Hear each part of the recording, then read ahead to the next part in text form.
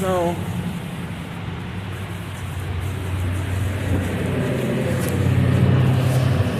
this is proof of the bad weather.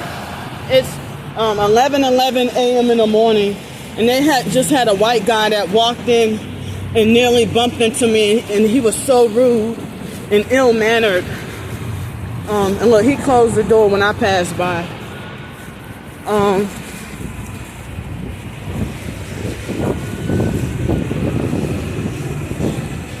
So I had to check out the hotel, but the weather is supposed to be like this until tomorrow morning, and I need the help.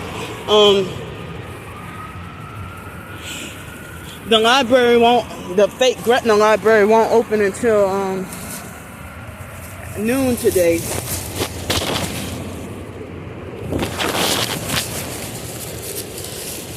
So, damn, it's raining so bad I won't be able to film and record the heavy freaking perp activity.